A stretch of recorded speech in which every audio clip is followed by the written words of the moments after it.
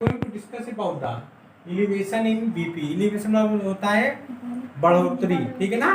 तो बढ़ोतरी मतलब होता है कि जब टेम्परेचर में, देखिए ये डेल्टा टीबी जो है this is also known as the elevation in BP यानी बॉइलिंग पॉइंट। सबसे पहले जैसे जैसे टेम्परेचर बढ़ाते हैं, ठीक है, तो विलयन का या जो है जो विलायक है उसका वाष्प दाब क्या होता है, बढ़ता है। और जब ये वाष्प दाब या जो वेपर प्रेशर है ये इक्विवेलेंट हो जाता है किसके, एटमॉस्फेरिक प्रेशर के, ठीक है, तो उसको हम कह देते हैं बॉइलिंग पॉइंट। यानी ये वाष्प दाब जो है इतना टेम्परेचर बढ़ाते हैं कि जब द्रव या जो होता है वो खोलने लगता है, विलायक खोलने लगता है, उस वो विशेष तापक्रम जिस पे कोई द्रव खोलने लगे वो उसका जो है क्या हो जाता है, बॉइलिंग पॉइंट हो जाता है। और बॉइलिंग पॉइंट में जो है क्या होता है, उत्थान या बढ़ोतरी, वो हमारा एलिवेशन इन बीपी या क्वथनांक में उन्नयन कहलाता है हिंदी में। तो देखिए यहाँ पर ये क्या है, T से T minus T naught equal to delta TB. अब T माइनस टी नॉट क्या है, देखिए यहाँ पर ये टी नॉट जो है और ये पी नॉट है, ठीक है। तो ये जो है जो पी नॉट है ये होता क्या है कि विलायक का ये वाष्प दाब है, क्या है, विलायक का वाष्प दाब है। तो विलायक का वाष्प दाब जो है ऑलरेडी देखिए ये पी नॉट जो है यहाँ आकर के टच हो रहा है, ठीक है ना। और ये सॉल्यूशन का वाष्प दाब है, ये कहाँ खत्म हो रहा है, यहाँ पे हो रहा है, ठीक है। पहले वाष्प दाब समझिए।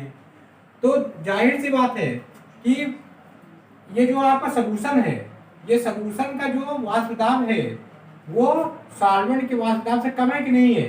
देखो सॉल्वेंट का जो वाष्प दाब यहाँ से यहाँ तक है और ये सॉल्यूशन का वाष्प दाब यहाँ से यहाँ तक है, तो कम है कि नहीं है, वाष्प दाब कम है ना।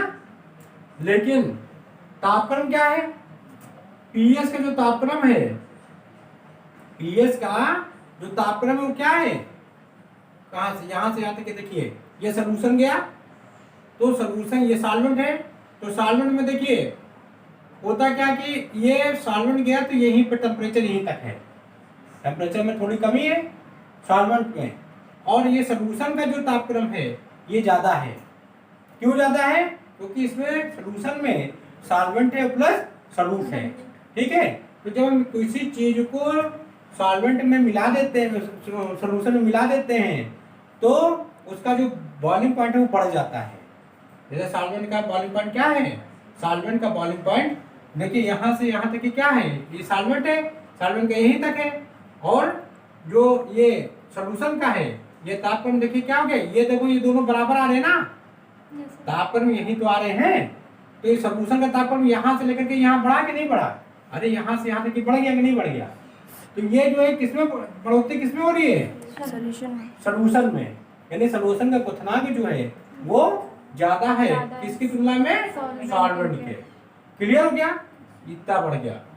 ऐसा तो ये लाइन पे आ रहा है ना, ये भी लाइन देखिए दोनों एक ही पॉइंट पे है, लेकिन जो तापक्रम जो है कितना बढ़ गया, यहाँ इतना बढ़ गया। मेरी उंगली पे देखिए ये, क्लियर। तो ये बढ़ोतरी जो हुई वो सॉल्यूट मिलाने से हुई, क्लियर। अच्छा एक चीज और है कि जैसे जैसे तापक्रम जो है बढ़ाएंगे वाष्प दाब बढ़ेगा।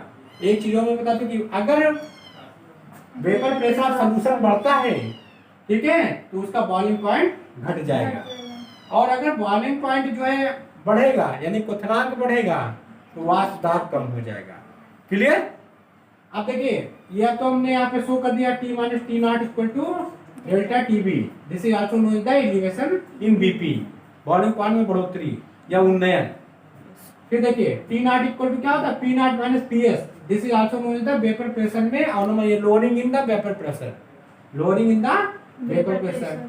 और ये जो राउल्स लॉ स्टेट करता है वो क्या कहता है, delta TB is direct proportional to the P naught minus P H which is vapour pressure lowering vapour pressure, यानी वाष्प दाब के अवनमन के सीधे समानुपाती होता है, क्या,